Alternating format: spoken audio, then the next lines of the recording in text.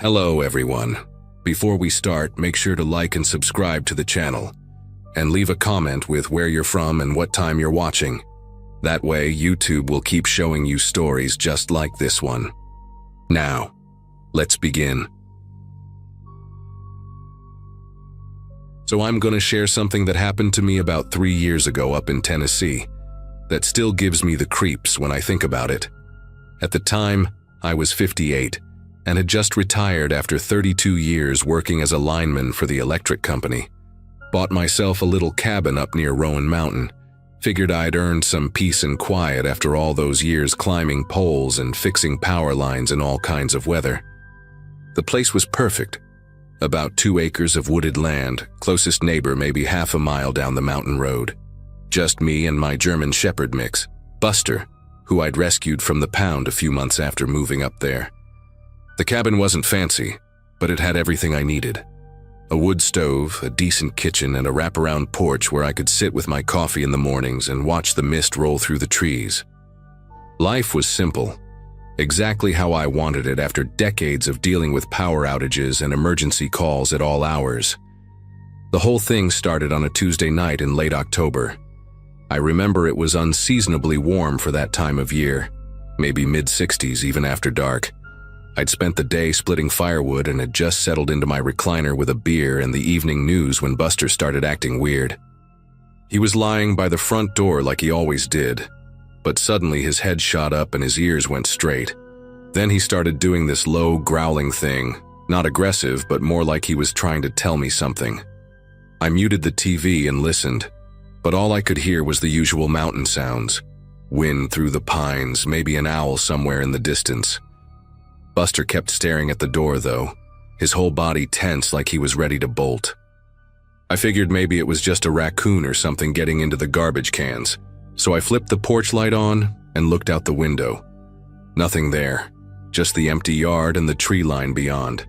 But Buster wouldn't settle down, kept pacing between me and the door, whining softly under his breath. Around midnight I heard it. Footsteps, not the random cracking of branches or leaves rustling. Deliberate, measured steps somewhere outside my bedroom window.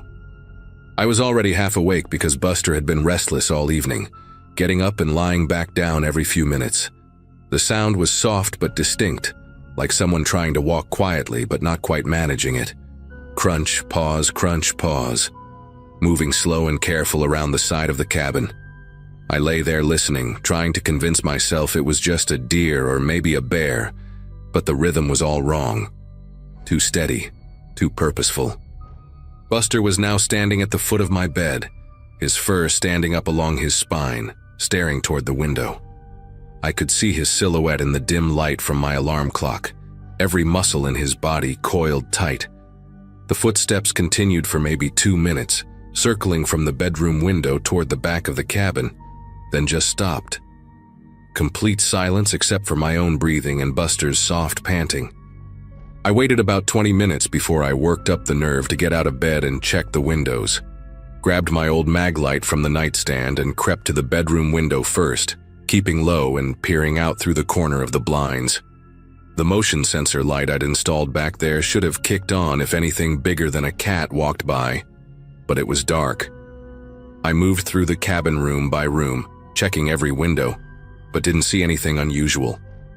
The yard looked normal, the tree line was still, and there was no movement anywhere. But when I got to the kitchen window that faces the back of the property, I noticed something that made my chest tighten.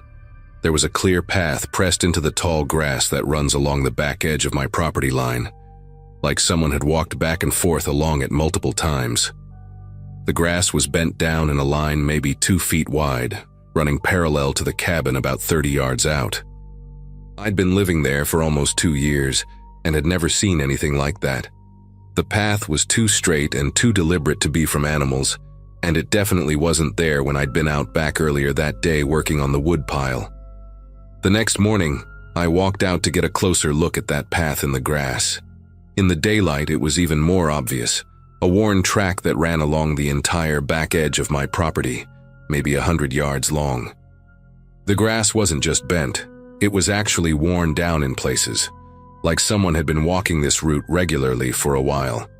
What really got to me was finding a couple of cigarette butts along the path, the kind with filters, not the hand-rolled ones you might expect from some old-timer living off the grid. These were fresh too, maybe a day or two old at most. I also found what looked like heel prints in a muddy spot near the corner of the property, size 10 or 11 work boots from the look of them. I took some pictures with my phone and spent the rest of the morning walking the entire perimeter of my land, looking for anything else out of place. Found a couple more cigarette butts near the front edge of the property, and what might have been a boot print by the mailbox. The whole thing felt like someone had been watching the cabin, learning my routines, maybe planning something. That evening, I made sure all the doors and windows were locked tight and kept a baseball bat by my bed. Buster seemed more relaxed during the day, but as soon as the sun went down, he started that same restless behavior from the night before. Around 11 o'clock, I heard them again, those deliberate footsteps, this time coming from the front of the cabin. I grabbed my flashlight and the bat and went to the living room window. The footsteps were louder now, more confident, like whoever it was didn't care as much about being quiet. I could hear them moving across the gravel driveway, then onto the wooden steps of the front porch. The porch boards creaked under the weight, slow and deliberate, like someone was testing each step. Buster was practically vibrating with tension, his lips pulled back in a silent snarl. I held my breath and listened as the footsteps moved across the porch, paused at the front door for what felt like forever, then continued around toward the side of the cabin. The motion lights should have been triggering, but they weren't. That's when I realized whoever this was had probably disabled them somehow. I decided I'd had enough. Grabbed my .38 from the gun safe and chambered around, then unlocked the front door and stepped out onto the porch. The night air was cool and still, with just a sliver of moon giving off barely enough light to see the outline of the trees. I listened hard but couldn't hear anything now. No footsteps, no rustling, nothing. Called out in my loudest voice, "I know you're out there. This is private property and you need to leave right now." My voice echoed off the trees and seemed to hang in the air for a long time. No response. I stood there for maybe 10 minutes, straining my ears and scanning the darkness, but it was like whoever had been there just vanished. The silence was almost worse than the footsteps had been. I went back inside and spent the rest of the night sitting in my recliner with the gun in my lap, dozing off and on but never really sleeping. Buster curled up right next to my chair, which he'd never done before, and kept lifting his head every few minutes to look toward the windows. The next morning, I found the real evidence that changed everything. I'd been putting off checking the back of the cabin because, frankly, I was scared of what I might find. But the sunlight gave me enough courage to walk around the entire perimeter, looking for clues about what had been happening. When I got to the far back corner where the cabin sits closest to the tree line, I saw something that made my knees go weak. There were wires strung between two trees at exactly ankle height, maybe 6 inches off the ground. Not one or two, but 4 separate wire traps spread across about 20 feet of space, positioned perfectly to catch someone walking from the cabin toward the woods. The wires were wrapped around the trees and twisted tight, with enough slack to trip someone, but not enough to be visible unless you were looking for them. These weren't some random hunting snares. They were positioned specifically to catch someone coming from my back door. The twisted metal ends were sharp and jagged, designed to cut and tangle around your legs. If I'd walked out there in the dark like I'd been planning to do, I would have gone down hard and probably gotten sliced up pretty bad in the process. I stood there staring at those wires for a long time, trying to process what I was seeing. This wasn't just someone creeping around my property. This was deliberate, calculated, and meant to hurt me. The positioning was too precise to be random. Whoever set these traps knew exactly where I'd be most likely to walk if I came out the back door investigating strange noises. They'd probably watched me enough to know my habits, maybe seen me take Buster out back for his evening walks. The thought that someone had been studying me, planning this whole thing, made me feel sick to my stomach. I carefully took pictures of each wire trap from different angles, then used my wire cutters to remove them all. The metal was fresh, probably put up within the last day or two. As I was cutting the last one, I noticed something else that made the whole situation even more disturbing. There were footprints in the soft dirt around the trees, but they were small, maybe a size 7 or 8 boot, not the larger prints I'd found by the mailbox. Either there were 2 people involved in this, or someone was deliberately trying to confuse me. That afternoon, I drove straight to the sheriff's office in town and filed a report. Deputy Johnson listened to my story and looked at the photos on my phone, but I could tell he was having trouble taking it seriously. He kept asking if I had any enemies, if I'd had any disputes with neighbors, if maybe I'd been drinking when I heard the footsteps. When I showed him the pictures of the wire traps, his attitude changed completely. He said he'd never seen anything like that in 20 years of police work, and that level of premeditation usually meant someone was planning something much worse than just harassment. He promised to have a patrol car swing by my place a few times over the next week, and told me to call immediately if I saw or heard anything else. But I could tell he thought this was probably just a one-time thing, maybe some kids playing a prank or someone with a grudge who'd gotten it out of their system. He had no idea how wrong he was. I spent the rest of the day at the hardware store, buying motion-activated cameras, better locks, and a floodlight system that would light up the entire perimeter of my property. If someone was going to come back, I wanted to be ready for them. I spent the entire next week installing my new security system and barely slept more than a few hours at a time. The cameras were positioned to cover every angle around the cabin, and the floodlights would turn the whole area bright as day if anything bigger than a squirrel moved out there. For 3 nights, everything was quiet. No footsteps, no strange behavior from Buster, nothing. I started to think maybe whoever it was had moved on or gotten scared off by my confrontation that night. But on the 4th night, around 2 a.m., every single floodlight around my cabin blazed to life at once. I grabbed my gun and ran to the window, expecting to see someone caught in the lights. Instead, I saw something that made me realize just how serious this situation had become.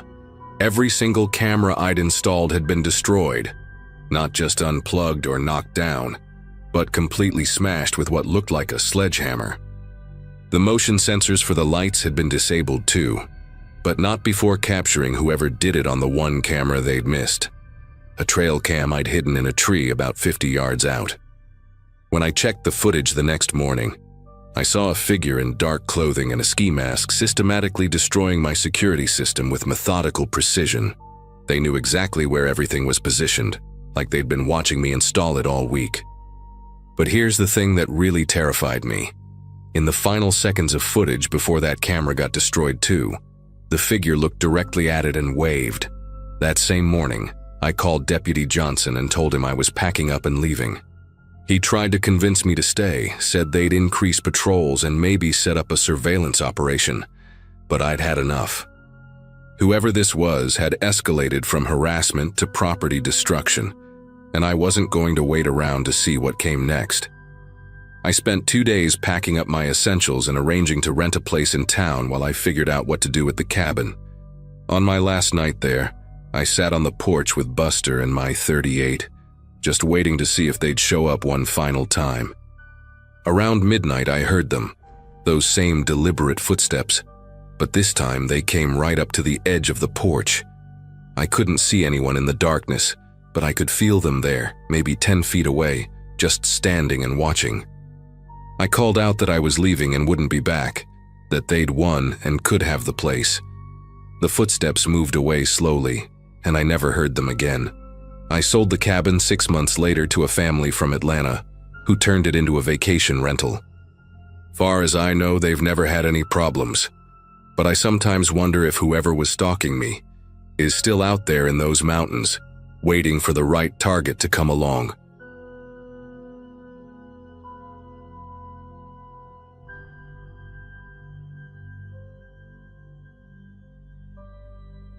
We were staying in North Carolina that summer, not far from the Blue Ridge Parkway.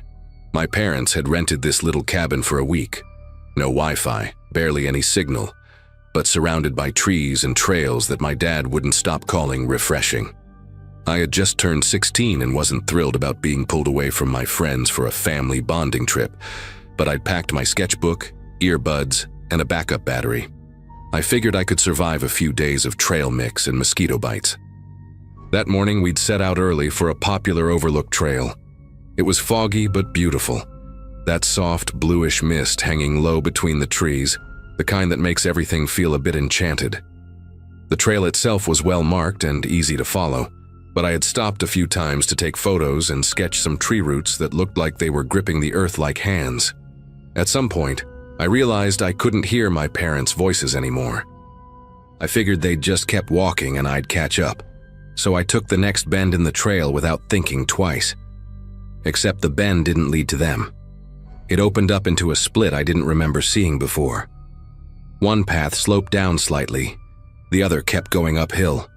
I called out, nothing. I took the uphill route thinking I'd meet them at the top. But after 10 minutes, the trees thickened and the fog got heavier.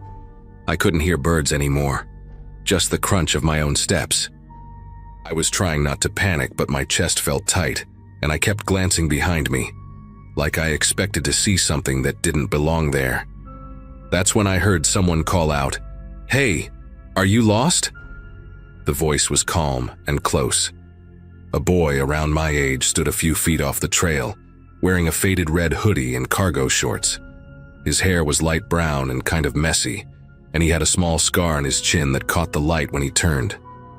Something about him felt oddly familiar, like a face from a dream you only half remember.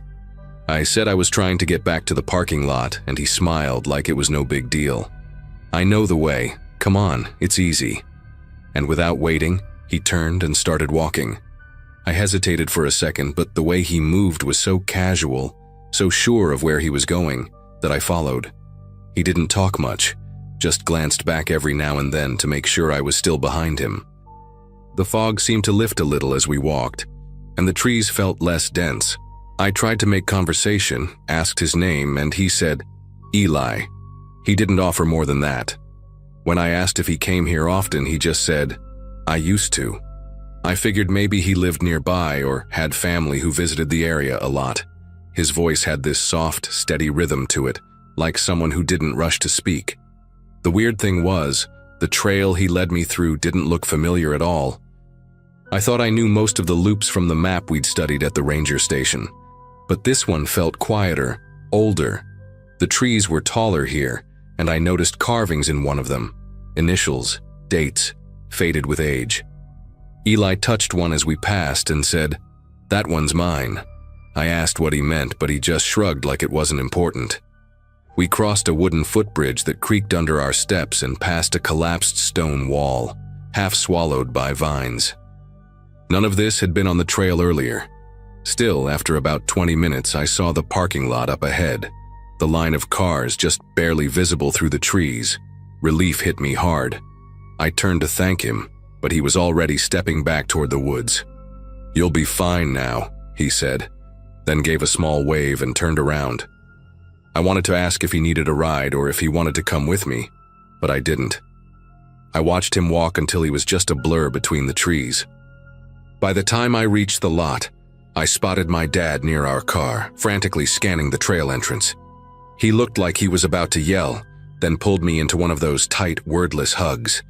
My mom came running right after, saying they'd been looking everywhere and were about to call for help. I told them I'd gotten turned around but found someone named Eli who helped me back. They asked if he was a ranger or another hiker, but I just said he was a kid, around my age. My dad squinted toward the woods and asked where he was. I pointed back, but of course Eli wasn't there anymore. The trail behind me looked empty. Back at the ranger station, my parents insisted we stop in to let someone know I'd gotten turned around.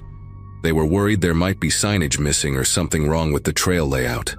While my dad talked to the older ranger behind the desk, I wandered over to a faded bulletin board covered in trail maps and old laminated notices. There was a section titled "In Memory," with a few photos of people who'd died in the park. I wasn't really paying attention until one of the names hit me like a punch to the chest. Eli Chambers. His photo was maybe 10 years old, but the face was unmistakable. Same light brown hair, same scar on the chin. The caption below said he'd slipped and fallen near one of the overlooks during a hike. The year was 2011. I stared at it for what felt like forever. When I told my parents, they brushed it off as coincidence. They said I probably heard the name from the board, and my mind filled in the rest, especially with all the stress. But I hadn't seen that photo before. I hadn't even been near the board until that moment. The ranger must have overheard me talking because he came over quietly and asked what trail I'd been on. When I told him, his face changed. It wasn't dramatic or theatrical. He just went pale in a subtle, tired way, like someone who'd heard something they were hoping they wouldn't hear again. He asked what the boy looked like, and when I described Eli, he nodded slowly, almost like he expected it. Then he said, carefully, "You're not the first one to say something like that." My parents looked uncomfortable, like they didn't know if this was a joke or not, but the ranger didn't smile. It's been a few years since that day. I've gone on a few hikes since then, but nothing deep. Nothing where I might get turned around again. I think about Eli sometimes, how calm he was, how familiar the trail felt when I followed him, how confidently he walked. I don't pretend to know what really happened. Maybe it was stress, maybe memory playing tricks, but I know what I saw. I know who helped me. And whoever he was, or whatever he was, he knew exactly where I needed to go.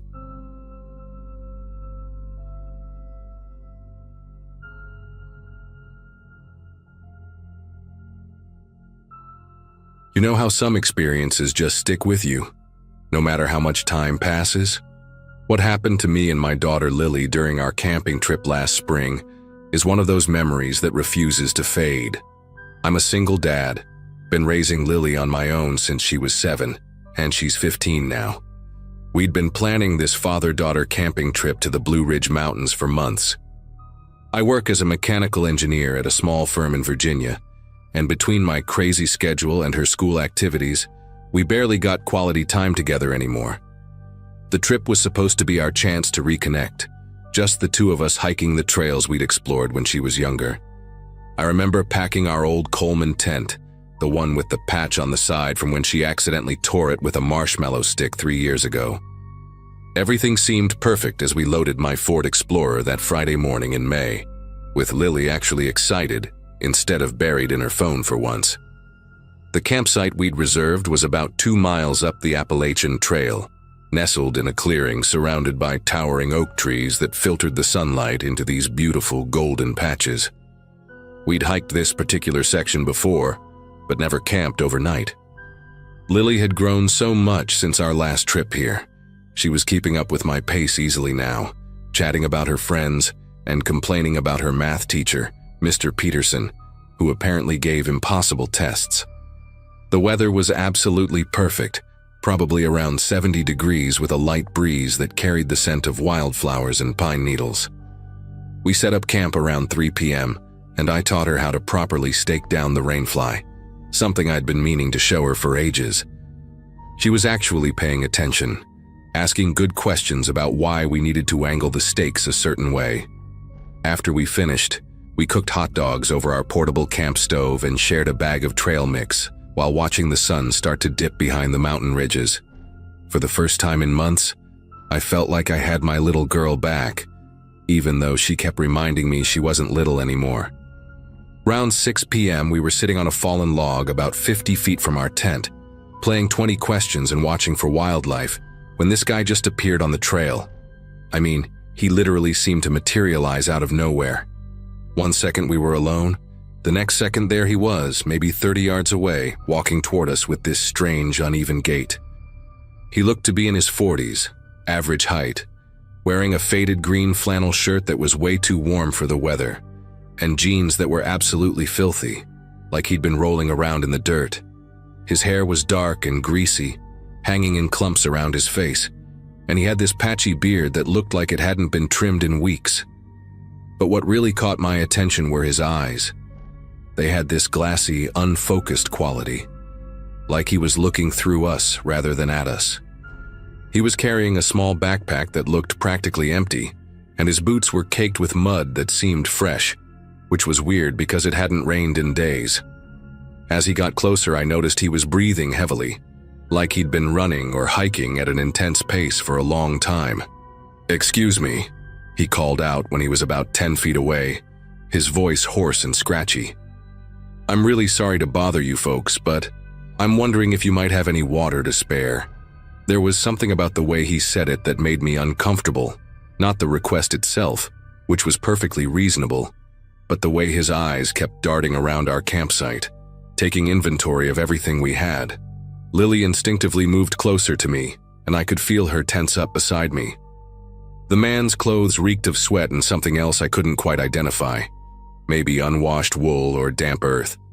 His fingernails were caked with dirt, and there were these red scratches all over his forearms, like he'd been pushing through thick brush.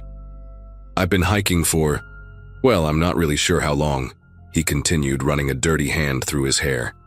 "I think I might have taken a wrong turn somewhere back there." He gestured vaguely toward the trail behind him, but his movement was jerky and uncoordinated, like he wasn't quite sure where he was pointing. The whole interaction felt surreal, like we were talking to someone who wasn't completely present in the moment. Of course, I couldn't just turn the guy away. My dad raised me to help people when they needed it, and refusing someone water in the wilderness seemed downright cruel. "Sure, no problem," I said, getting up from the log and walking toward our tent where we kept our water supply. Lily stayed put, watching the stranger with obvious unease. I grabbed one of our extra water bottles, a blue Nalgene that was about 3/4 full, and handed it to him. The guy took it with both hands, like it was the most precious thing in the world, and immediately started gulping it down with desperate, noisy swallows. Water dribbled down his chin and onto his shirt, and he didn't seem to care at all. "Thank you so much," he said between gulps. "You have no idea how much this means to me." But here's the thing that really bothered me. While he was drinking, his eyes kept scanning our campsite, lingering on our tent, our backpacks, the cooler where we kept our food. It wasn't casual curiosity. It was like he was memorizing the layout, cataloging everything we had. When he finished drinking, he held onto the bottle for a moment too long, turning it in his hands like he was considering keeping it. "Are you camping nearby?" I asked, trying to sound friendly while also gathering information. Something about this whole situation was making my parental instincts go haywire. The guy looked at me with those unfocused eyes and shook his head slowly. No, I'm just trying to get back to my car," he said, but his voice trailed off like he wasn't sure that was true. "I parked somewhere down the mountain, but everything looks different now. The trails, they're not where I remember them being." He handed me back the empty bottle, and his fingers were ice cold despite the warm weather. "You folks seem like you know what you're doing out here." "Been camping long?" The question seemed innocent enough, but the way he asked it with that intense stare made me want to end this conversation quickly. Lily hadn't said a word the entire time, which wasn't like her at all. She was usually pretty social, even with strangers, but she was sitting rigidly on that log, watching this guy like he was a wild animal that might bolt at any second. "Just got here today," I answered, deliberately vague. "Planning to head out tomorrow morning." I wasn't sure why I lied about our departure time. We were actually planning to stay another night, but some instinct told me not to give him our real schedule. The stranger nodded slowly, but I could tell he was processing what I'd said, maybe filing it away for later. "Tomorrow morning, that's good," he said, and there was something in his tone that made my skin crawl. "It's not safe to stay out here too long. People go missing in these mountains." He said it so casually, like he was commenting on the weather, but the words hung in the air between us like a threat. Lily's eyes went wide, and she finally spoke up. "Dad, we should probably start getting dinner ready." Smart girl. She was giving us an excuse to end this conversation. The man's head snapped toward her voice, and for just a second, his expression changed. The glassy, confused look was replaced by something much more alert and calculating. "Pretty daughter you got there," he said, and the way he said it made every alarm bell in my head start ringing. "She's got good instincts. You should listen to her." He shouldered his nearly empty backpack and started backing away from our campsite, but he kept his eyes on us the whole time. "Thanks again for the water. Maybe I'll see you folks around." Then he turned and walked back down the trail, but not in the direction he'd come from originally. He headed toward the deeper part of the forest, where the trail split into several smaller paths that led to more remote camping areas. We watched him disappear into the trees, and I felt this overwhelming urge to pack up everything and leave immediately. But it was getting dark, and hiking down the mountain in the dark with Lily would be dangerous. "Dad, that guy was really weird," Lily said, her voice barely above a whisper. "Did you see how he kept looking at our stuff, and the way he stared at me when I talked?" I had seen it, and it made me sick to my stomach. "Yeah, sweetheart, I noticed that too. But he's gone now, and we're going to be fine." I tried to sound confident, but honestly, I was already running through contingency plans in my head. We spent the rest of the evening trying to act normal, cooking our dinner and talking about school and her friends, but I could tell we were both on edge. Every sound from the forest, every snapping twig, every rustle of leaves, made us both jump. I kept glancing toward the trail, half expecting to see that guy emerge from the shadows. When it came time to set up for the night, I made sure our tent was zipped up tight and positioned myself between Lily and the tent opening. I had my phone, but there was no signal up here, which meant we were completely on our own until morning. As we settled into our sleeping bags, I told Lily I loved her and that everything would be okay. But I don't think either of us really believed it. Around 2 a.m., I woke up to the sound of footsteps circling our tent. Not animal footsteps. These were deliberate human footsteps moving slowly and carefully around our campsite. My heart started pounding so hard I was sure Lily would hear it, but she was still asleep beside me, breathing deeply. The footsteps stopped right outside our tent, maybe 3 feet from where we were lying, and I held my breath trying to figure out what to do. Then I heard it. A metallic scraping sound, like something hard being dragged across a rock. The sound moved in a slow arc around our tent, and I realized with horror that someone was deliberately circling us, dragging some kind of metal object along the ground. The scraping was rhythmic and purposeful, like whoever was out there wanted us to know they were there. I reached for my phone, hoping against hope that I might have gotten a signal, but the screen showed nothing but no service in the corner. The footsteps and scraping continued for what felt like hours, but was probably only 10 or 15 minutes. Then everything went quiet, and somehow that silence was even more terrifying than the sounds had been. I lay there, perfectly still, straining my ears for any hint of movement, but all I could hear was the normal forest sounds: crickets, wind through the trees, the distant hoot of an owl. I must have dozed off eventually because the next thing I knew, sunlight was filtering through the tent fabric and Lily was shaking me awake. "Dad, there's something outside," she whispered, her voice tight with fear. I unzipped the tent flap just enough to peek out, and what I saw made my heart sink. There were gouges in the dirt all around our tent, deep scratches that formed a perfect circle, like someone had used a crowbar or similar tool to mark the ground. The scratches were fresh, maybe an inch deep, and they went all the way around our campsite. Near the fire pit, I spotted something that made my blood run cold: muddy boot prints that matched the ones I'd seen on the stranger's feet the day before. But these prints were everywhere, crisscrossing our campsite like he'd been walking around freely while we slept.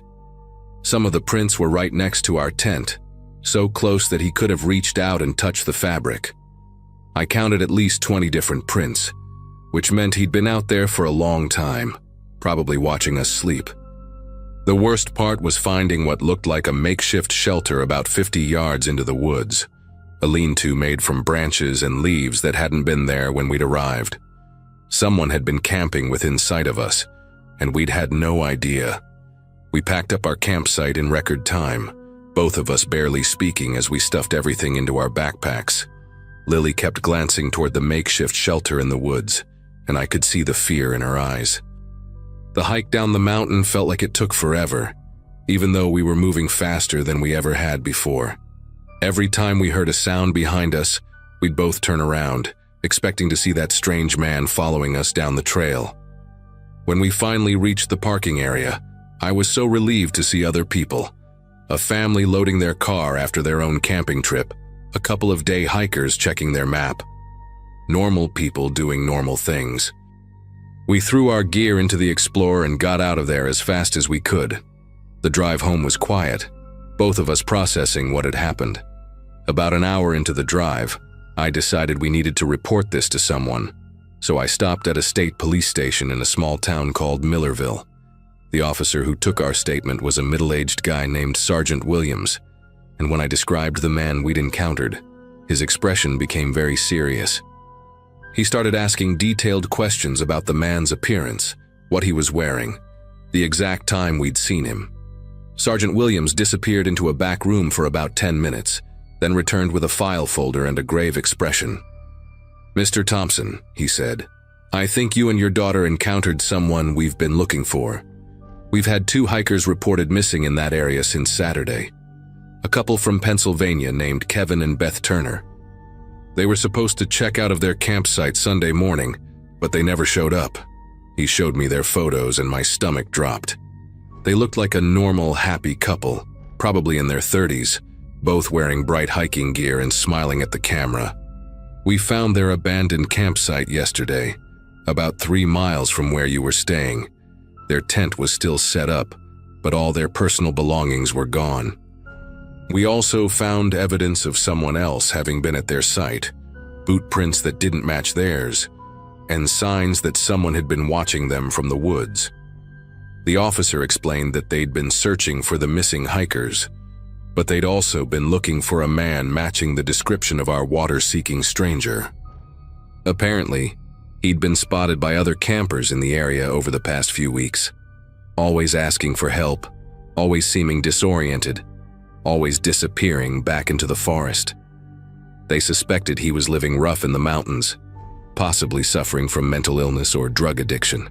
"The crowbar scratches around our tent," Williams said, "were likely his way of marking territory or sending a message." The good news was that our report gave them enough information to intensify their search efforts, and within a week, they'd found both the man and, tragically, evidence of what had happened to the missing hikers. I never got all the details, but I know the man was arrested and the case was closed. Lily and I never went back to those mountains, and to this day she won't go camping anywhere without cell phone service. Sometimes I wonder what would have happened if we'd stayed that second night like we'd originally planned, but honestly, I'm just grateful we made it home safely.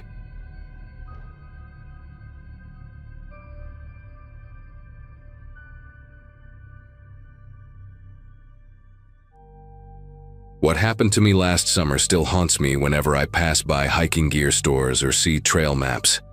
I was 28 at the time, a software engineer from Chicago who'd been planning this solo hiking trip along the Appalachian Trail for months. The whole thing was meant to be my escape from the corporate grind and a chance to find some peace in nature. I'd been training for weeks, researching trail conditions and mapping out shelter locations with obsessive detail.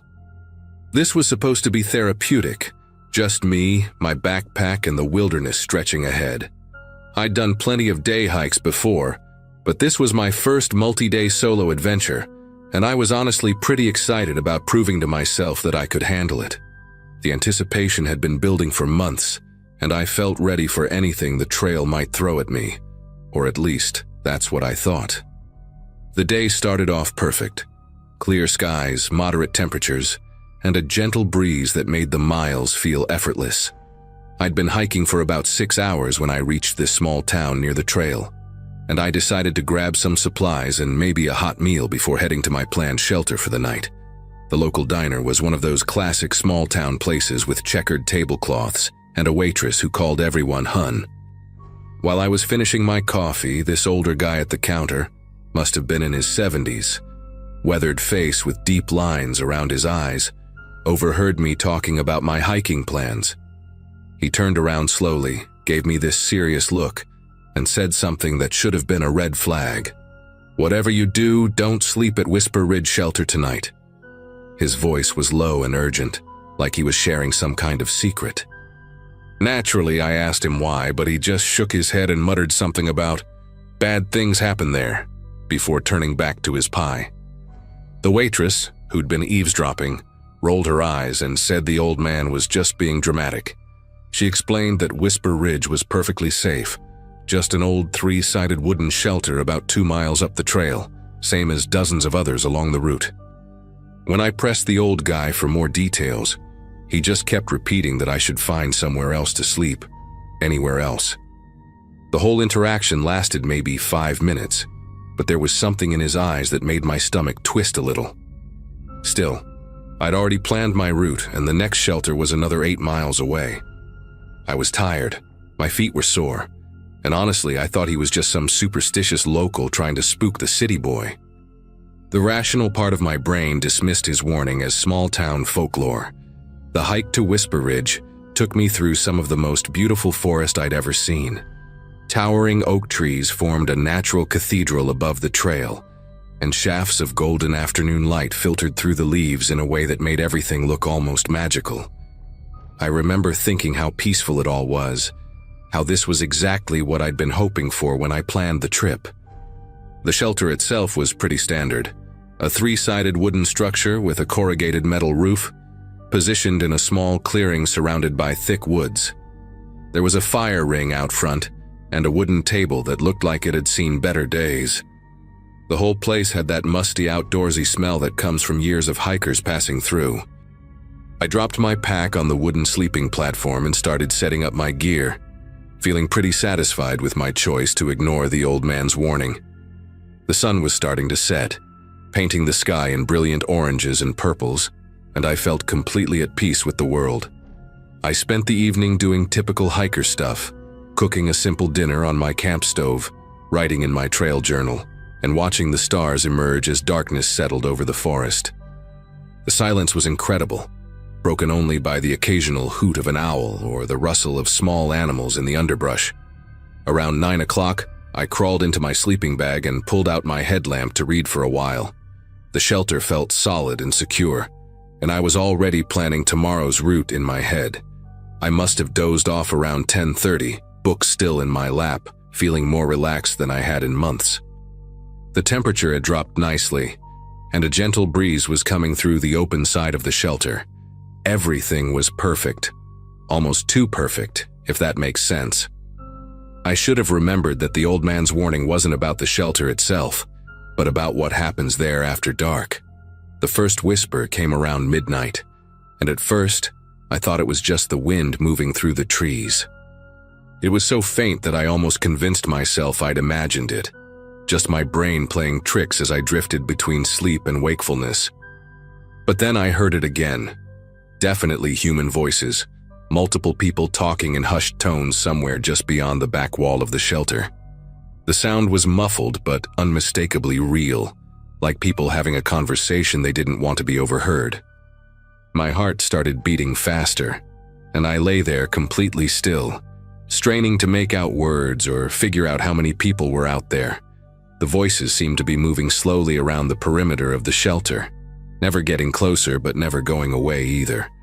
I kept telling myself it was probably just other hikers setting up a late camp, but something about the tone and the secretive nature of the whispering made my skin crawl.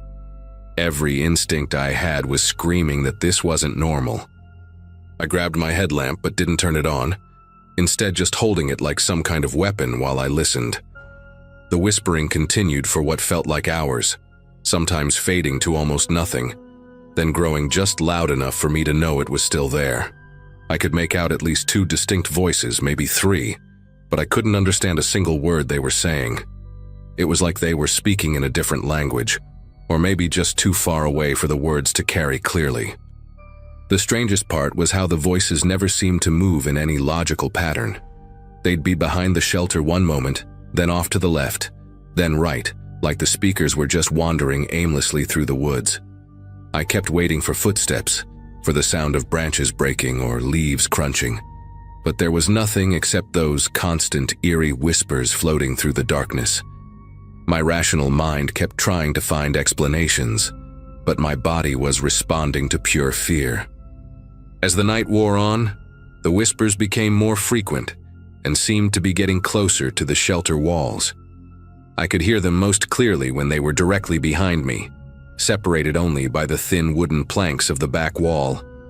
At one point, I swear I heard what sounded like fingers tapping gently against the wood, just a light rhythmic tapping that lasted maybe 30 seconds before stopping. That's when I realized I was holding my breath, afraid that even the sound of my breathing might attract attention to where I was lying. The voices would fade away for 10 or 15 minutes, giving me hope that whatever was out there had moved on. But then they'd return, always in that same hushed, secretive tone.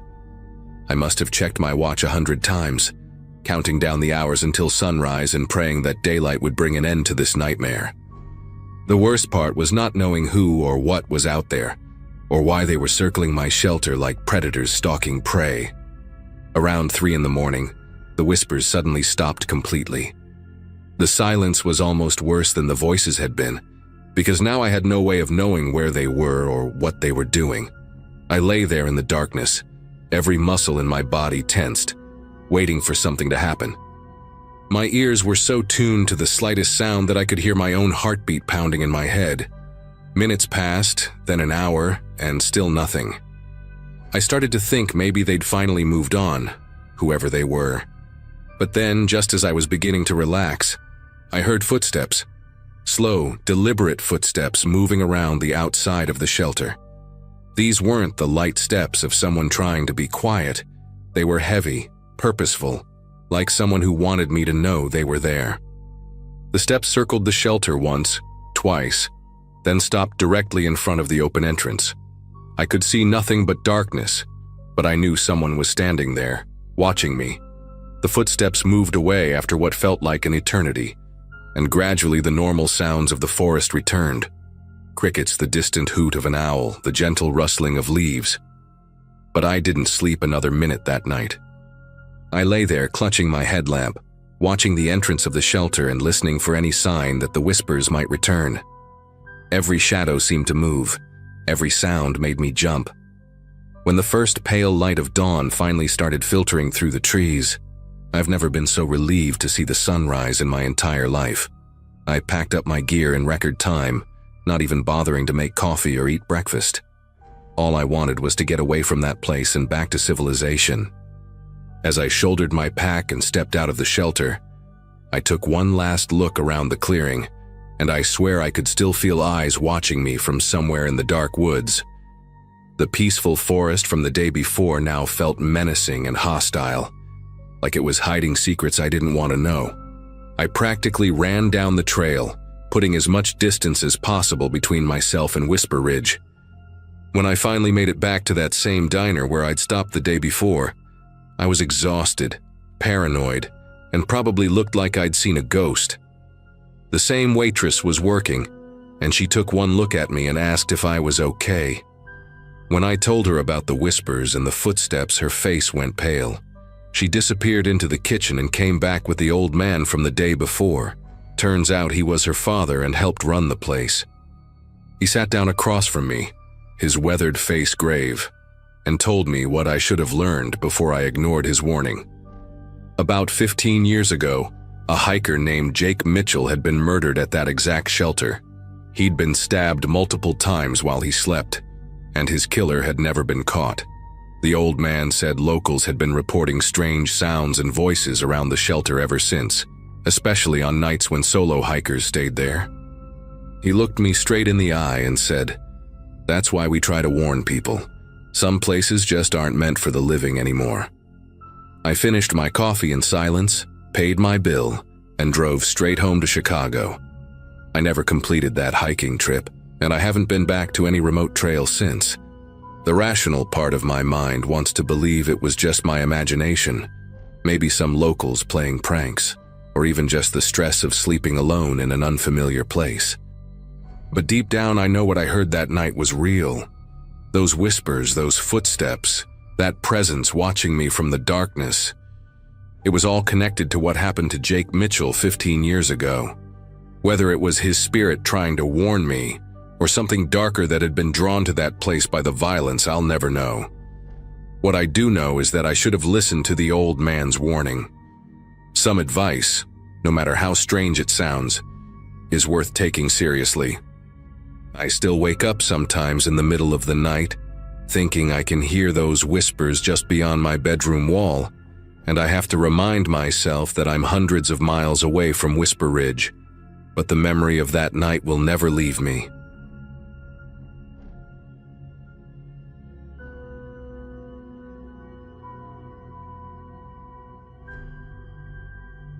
The weekend was supposed to be perfect.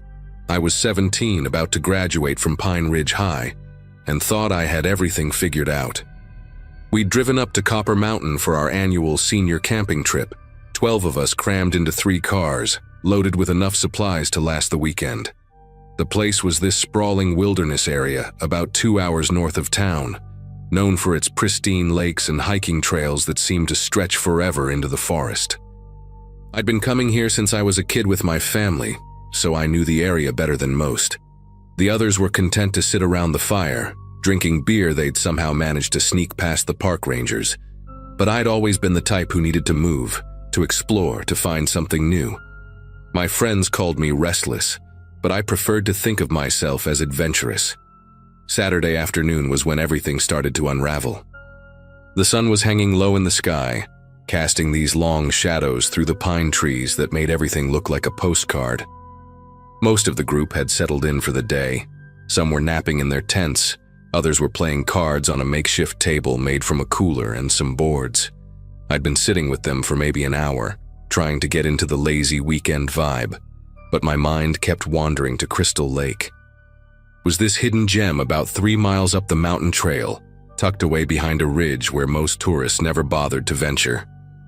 My dad had taken me there when I was 14, and I'd never forgotten how the water was so clear you could see straight to the bottom, even in the deepest parts. The trail was well marked but challenging, winding through dense forest and over rocky outcroppings that required some serious scrambling. Around 4:30, I made the decision that would change everything. I announced to the group that I was going for a hike, maybe catch the sunset from higher up. Most of them barely looked up from their cards, except for my best friend Jessica, who gave me this concerned look. She had shoulder-length auburn hair and these piercing green eyes that always seemed to see right through people's bullshit. "Are you sure about going alone?" she asked, her voice carrying that protective tone she used when she thought I was being reckless. "It's getting kind of late, and those trails can be tricky in the dark." I waved her off, probably a little too dismissively, and told her I'd be back before full dark. I grabbed my phone, a water bottle, and my dad's old hiking boots, the ones with the distinctive red laces that had gotten me through countless adventures.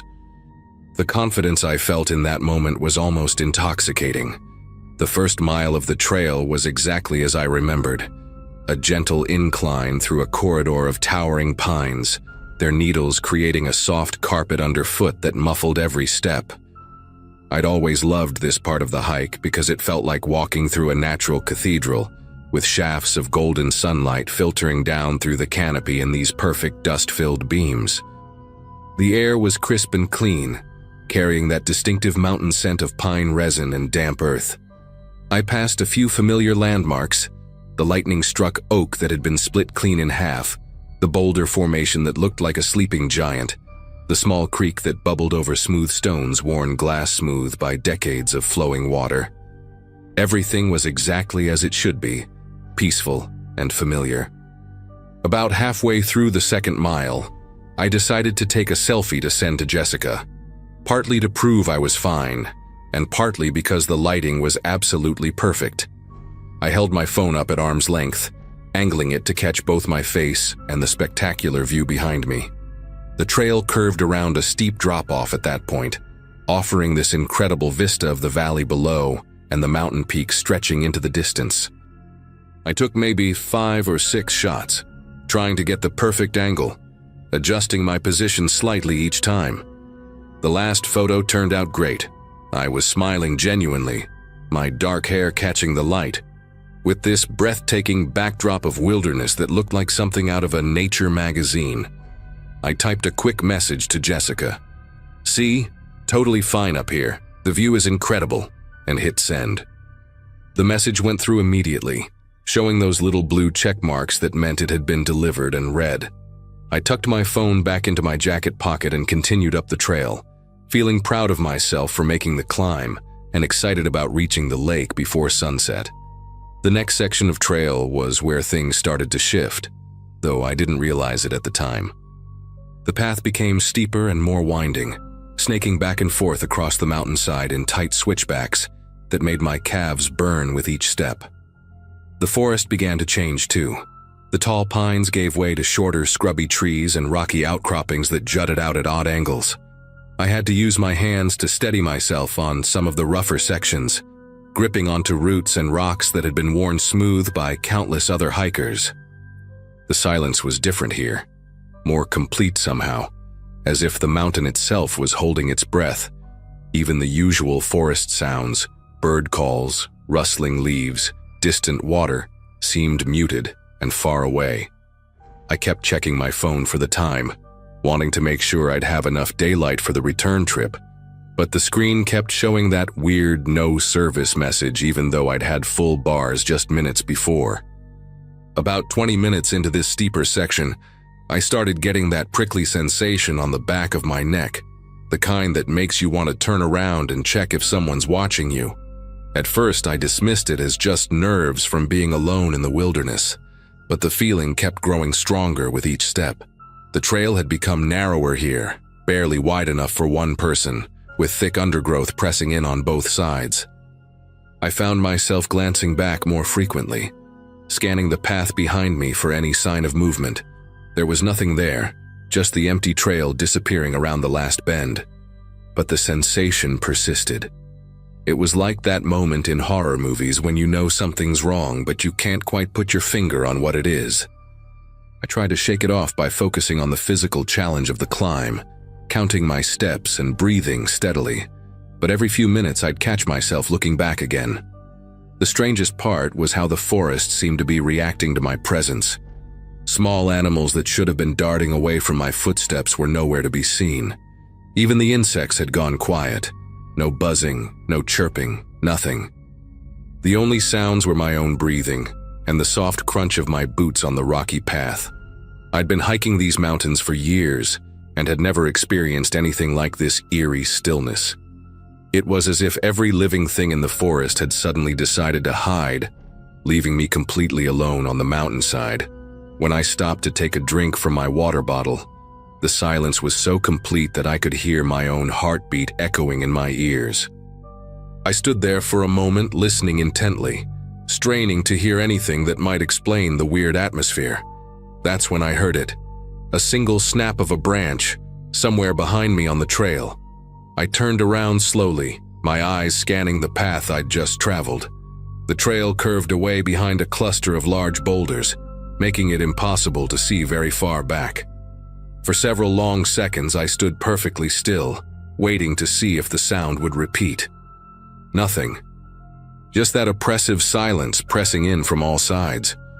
I told myself it was probably just a deer or maybe a squirrel, but deep down I knew that didn't make sense. All the wildlife had vanished, remember? I called out, "Hello?" in a voice that sounded weaker than I'd intended, the word seeming to get swallowed up by the trees before it could travel very far. No response. I waited another minute, then decided to keep moving. The lake couldn't be much further now, and I was determined to reach it before the sun disappeared completely. But as I resumed climbing, I couldn't shake the feeling that something was following me, staying just out of sight, matching my pace step for step. The final stretch of trail was the most challenging part, a steep scramble up a rocky face that required all my concentration. I had to put both hands on the rock and essentially climb rather than walk, finding footholds in the crevices and pulling myself up section by section. It was exhausting work, and sweat was dripping into my eyes despite the cool mountain air. About halfway up this last climb, I paused to catch my breath and made the mistake of looking back down the way I'd come. What I saw made my heart race in a way that had nothing to do with the physical exertion. There, maybe 50 yards down the trail, was a figure standing motionless among the trees. It was too far away and too shadowy to make out any details, but it was definitely human-shaped and definitely watching me. The figure was partially obscured by the branches, but I could tell it was tall and wearing dark clothing. Most unsettling of all, it seemed to be perfectly still, not moving at all, just standing there like a statue. I blinked hard, thinking maybe the altitude and exertion were playing tricks on my eyes. When I looked again, the figure was still there, unchanged. I called out again, louder this time. "Hey, are you okay?" My voice echoed off the rock faces around me, but there was no response from the figure below. It didn't wave, didn't call back, didn't even seem to acknowledge that I'd spoken. Pure panic started creeping up my throat, and I made a split-second decision that probably saved my life. Instead of continuing up toward the lake, I started climbing down as fast as I could, half sliding, half scrambling down the rocky slope. My plan was to confront whoever was following me, to demand answers, to take back control of the situation. But as I got closer to where I'd seen the figure, I realized with growing horror that there was no one there. No footprints in the soft earth, no disturbed vegetation, no sign that anyone had been standing in that spot at all. The panic hit me full force then, and I abandoned all thoughts of reaching the lake. I turned around and started running down the trail, my phone clutched in my hand, desperately trying to get a signal so I could call for help. Every shadow seemed to hide a potential threat. Every rustling branch made me jump and look around wildly. I was running so fast that I almost missed the sound of my phone hitting the ground when it slipped from my sweaty palm. I heard it bounce once, twice, then slide off the edge of the trail and into the thick undergrowth below. I stopped and stared at the spot where it had disappeared, knowing I should climb down to retrieve it, but too terrified to leave the main path. Instead, I kept running, driven by a primal fear that I'd never experienced before. The last thing I remember clearly is reaching the familiar section of trail with the lightning-struck oak, feeling like I was finally getting close to safety. Then everything went black, and the next thing I knew, I was waking up in a hospital bed with Jessica sitting beside me, her face streaked with tears.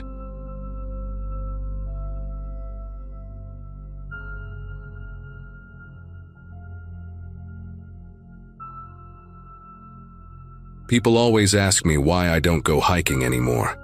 Used to be my favorite thing in the world, especially with my brother Tyler. We'd hit the trails every weekend, sometimes driving hours just to find new spots nobody else knew about. Last August, we decided to tackle Mount Harrington, this massive peak about 3 hours north of our hometown in Vermont. I was 26 at the time, working a dead-end job at a warehouse, and Tyler was 24. Fresh out of college with his fancy business degree, but still living at home. We both needed an escape from the mundane routine that had swallowed our lives whole.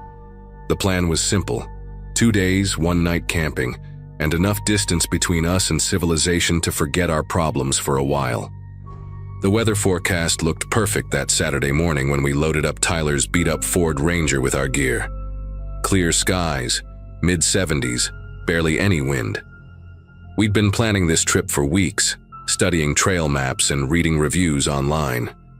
Mount Harrington wasn't exactly beginner-friendly, but we'd done plenty of challenging hikes before. Tyler was always the more adventurous one, constantly pushing us to try harder trails, go further off the beaten path. I was usually the voice of reason, the one who made sure we had enough water and didn't take unnecessary risks. We complemented each other perfectly, or at least that's what I thought until that day. By the time we reached the trailhead around noon, the parking area was nearly empty except for one other car with out-of-state plates. "Perfect," Tyler said, grinning as he shouldered his pack. "Just the way we like it." The first few hours went exactly as expected. We followed the main trail up through dense pine forest, stopping occasionally to check the map and take photos of the incredible views opening up below us. Tyler was in one of his talkative moods, going on about this girl he'd met at a coffee shop and his plans to finally move out of our parents' house. I was only half listening, mostly focused on the rhythm of my boots against the packed dirt and the way the afternoon sun filtered through the canopy above.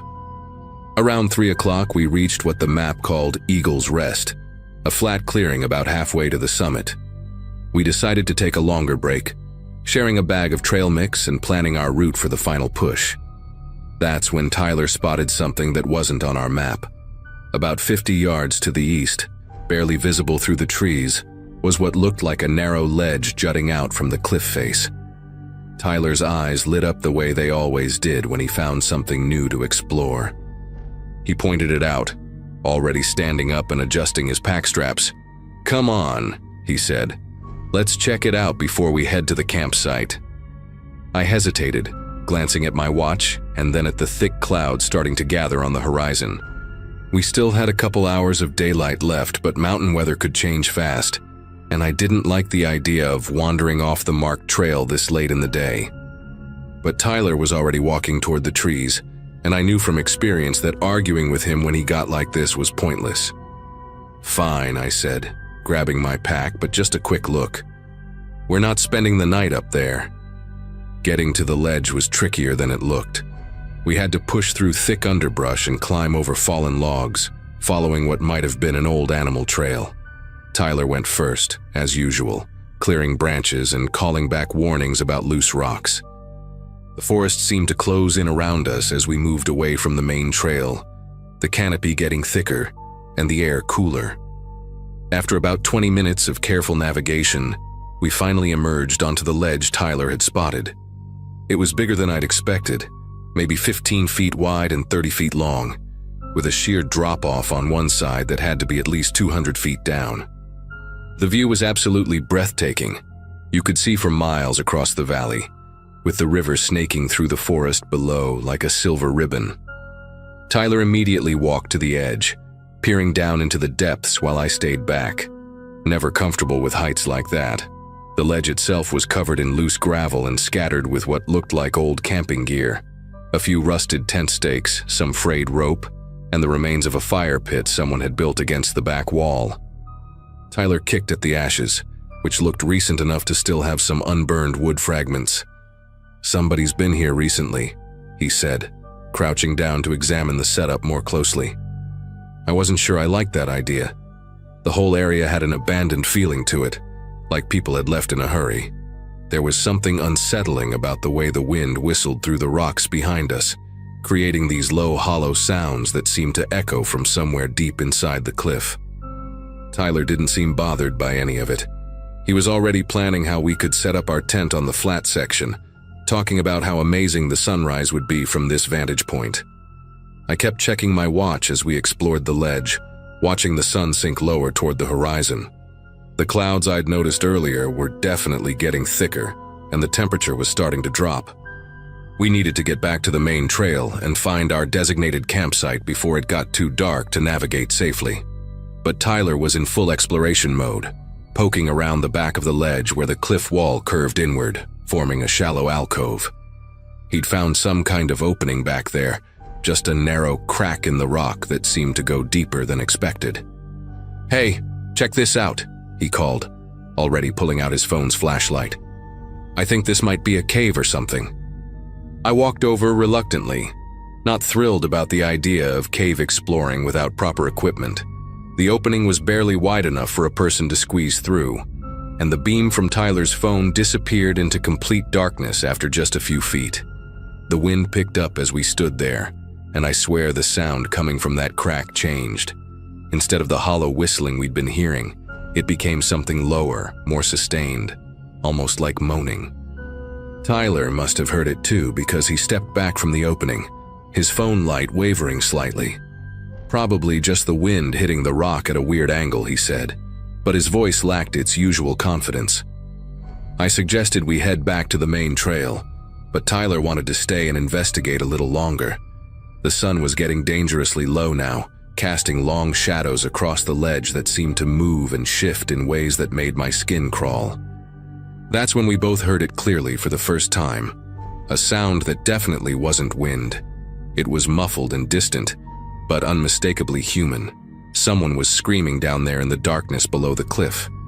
We both rushed to the edge, Tyler shining his phone light down into the void while I cupped my hands around my mouth and shouted, "Hello, Can you hear us? Are you hurt?" The screaming stopped immediately, like someone had hit a mute button. We waited in complete silence for what felt like an eternity, straining our ears for any response. Then it started again, but this time it sounded different, more desperate, more frantic. There were definitely multiple voices, maybe 3 or 4 people all crying out at once. The sound seemed to be coming from directly below us, but Tyler's light couldn't penetrate far enough into the darkness to see anything. I grabbed my own phone and added its beam to his, but even combined, we couldn't make out any details of what lay beneath the ledge. The screaming continued in waves, sometimes loud enough that I was sure other hikers miles away could hear it, sometimes fading to barely audible whispers. Tyler immediately started dialing 911, but of course we had no cell service up there. We were too far from any towers, surrounded by too much rock and forest. I tried my phone too, moving around the ledge to see if I could find even one bar, but nothing. The screaming was getting more intense now, taking on an almost rhythmic quality that sent chills down my spine. It didn't sound like people calling for help anymore. It sounded like something else entirely. Tyler was already packing up his gear, his face pale in the fading light. "We need to get back to the trail and find a ranger station," he said, his voice tight with urgency. "These people have been stuck down there for who knows how long." We hiked back through the forest faster than we'd ever moved before, branches tearing at our clothes as we pushed through the underbrush. Behind us, the screaming continued until we were too far away to hear it anymore. We practically ran down the main trail, our headlamps cutting through the growing darkness as we navigated roots and rocks at dangerous speeds. Tyler kept checking his phone every few minutes, desperate for any sign of signal. Finally, about a mile from the trailhead, we got 2 bars. Tyler immediately called 911 while I pulled out the trail map, trying to give the dispatcher our exact location. The whole conversation felt surreal, explaining that we'd heard multiple people screaming from somewhere below a cliff, that we couldn't see them but they sounded trapped, that we needed search and rescue teams immediately. The dispatcher was professional but clearly skeptical, asking us to repeat details multiple times, and confirming that we hadn't actually seen anyone. We gave them the coordinates as best we could, describing the off-trail ledge and the approximate location of the screaming. They promised to send teams out at first light, but explained that night rescue operations in that terrain were extremely dangerous and rarely successful. We spent that night in our car at the trailhead, neither of us able to sleep. Tyler kept talking about how we should have tried to rappel down somehow, that we'd abandoned people who were counting on us for help. I kept replaying the sound in my head, trying to convince myself it really had been human voices, and not some weird acoustic phenomenon. Around dawn, we watched 3 search and rescue vehicles arrive, followed by a helicopter that circled the area for hours. The ground team spent the entire day combing every inch of the cliff face below that ledge, using ropes and specialized equipment to access areas that seemed impossible to reach. Late that afternoon, one of the rangers approached our car with a grim expression. They'd found nothing. No people, no bodies, no evidence that anyone had ever been trapped down there. But then he said something that made my stomach turn. "You're not the first ones to report screaming from that exact spot," he told us quietly. "Happens about once a year, always around dusk, always the same description. We've never found anything, but we keep looking because, well, what else can you do?" Tyler and I drove home in complete silence, and neither of us has been hiking since. Sometimes I still wake up hearing those voices, wondering if we really did abandon someone that night, or if we stumbled onto something much worse than a simple rescue situation.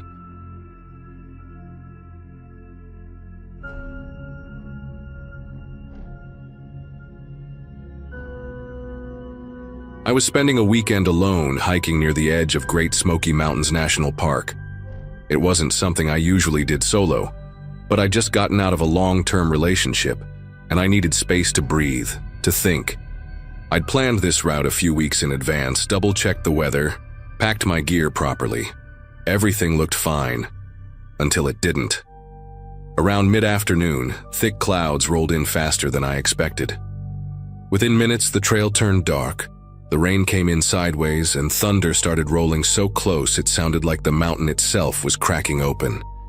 The trail I was following had been on an older printed map, the kind you buy in gas stations, and I'd chosen it precisely because it was quieter than the popular routes. I hadn't seen a single person all day. By the time the lightning got close enough to make my pack buzz, I was drenched and panicking. I pulled out the map, trying to find a shortcut or anything resembling cover.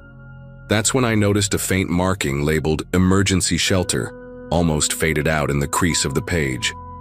No signage, no mileage, just a dot in the woods. It looked like it might be a 15 or 20-minute detour, maybe more in the mud, but I didn't care. I took the turn and started running. It felt like I was chasing a ghost.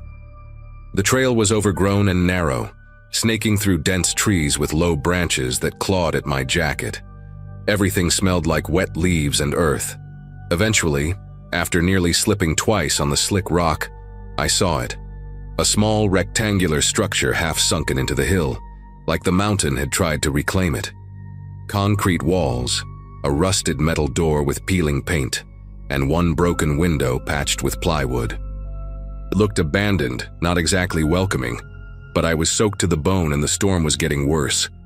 I pushed the door open, it wasn't locked, and stepped inside. At first glance it seemed empty. A concrete floor, a bench built into one wall, a shelf with an old first aid kit, and a couple of folded wool blankets. The air inside was damp and smelled like mildew. But then I noticed a few things that didn't sit right. There was an open granola bar wrapper near the bench, not even soggy like someone had eaten it recently. A plastic bottle half full of water with no dust on it. And tucked into the corner, behind the bench, a shredded fleece jacket, bright red, with one sleeve almost torn clean off. I remember thinking, if this place hasn't been on maps for years, why does it look like someone was just here? I stood there dripping, eyes locked on that torn red sleeve. It wasn't just ripped, it looked like it had been yanked or caught on something sharp. There were faint smears of dirt on the collar too, or maybe something else, darker. I picked it up and felt a strange weight in my chest, like I'd interrupted something that wasn't meant to be seen. I tried to tell myself someone probably just left in a hurry, maybe a ranger or a hiker who got turned around. But nothing about it felt organized. The trash, the clothes, the silence. It felt like I'd walked into the middle of a story I wasn't supposed to read. I tried to distract myself by setting up in the driest corner of the room. I laid out my emergency blanket, changed into a spare pair of leggings and a hoodie, and pulled out a protein bar. I didn't have signal inside the shelter, but I checked my phone anyway out of habit. Nothing. I remember sitting there chewing, listening to the rain hammering the roof, thinking about how far I'd wandered from the main trail. The longer I sat in that concrete box, the more aware I became of every sound. Drips, wind slipping through cracks, a groan from the old roof when the wind picked up. It all started to blend together into this low, humming pressure behind my ears. I got up to explore the room a little more. It wasn't big, maybe 12 by 12 feet, and most of it was bare. But behind the shelf with the first aid kit, I noticed something faint on the wall. At first, I thought it was water damage or graffiti, until I got closer and saw the words scratched into the concrete with something sharp. It wasn't a full sentence, just one line. "If someone else comes, don't let them in." My breath caught, and I took a step back. The edges of the letters were rough and uneven, like they'd been carved in a rush, with a knife or a rock. I read it again, then a third time. My brain tried to come up with an explanation. Maybe it was an old joke, a leftover from some weird camping trip. But it didn't feel funny. It didn't even feel recent. The message was buried just enough behind the shelf to not be obvious, like whoever wrote it didn't want it seen unless you were really looking. And then I heard it. 3 slow, deliberate knocks on the metal door. Not pounding, just controlled. Like someone knew exactly where they were and they wanted me to know it too. I didn't move. I just sat there on the floor, frozen in place, watching the door. The sound hadn't repeated. No voice followed. No rattling handle or shuffle of footsteps. Just those 3 knocks. Then silence. I remember staring at the seam between the door and the frame, half expecting to see a shadow shift under the gap. Nothing came. Still, I couldn't bring myself to approach it. I just sat there, heart thudding against my ribs, feeling like the walls had gotten smaller without moving an inch. After a minute that felt like 10, I crawled across the floor and turned off my flashlight. The darkness swallowed the room instantly. I didn't even risk switching my phone screen on. I just pressed my back to the wall and stayed there, breathing as quietly as I could. I don't know how much time passed like that. Maybe an hour, maybe 3. At one point I dozed off without meaning to, but every little creak or gust of wind outside snapped me awake again. I never heard more footsteps. No one tried the door, but the sense that someone or something was just standing out there never really went away. When morning finally came, I was stiff and cold and barely able to think clearly. But the moment the light was strong enough to see through the cracks in the door frame, I grabbed my bag, shoved everything inside, and left without looking back. The trail was easier to follow in daylight, and I eventually looped back toward a more familiar path. I passed a ranger station a few hours later and asked one of the staff if they knew about the emergency shelter up past the ridge. The guy paused, then shook his head slowly. "Used to be one up there," he said. "But it got decommissioned more than 15 years ago. Roof was supposed to be unsafe, place was sealed. You saying it's still standing?" I didn't know what to say, so I just told him I found it by accident and used it during the storm. I didn't mention the jacket or the food wrappers or the writing on the wall, and I definitely didn't mention the knocks. I've never gone back to that part of the park. I still hike, just never alone, and never with old maps. Whatever happened in that shelter, whatever left that warning, I don't think I was supposed to see it, but someone did. Someone was there. And for reasons I'll never understand, they didn't come in.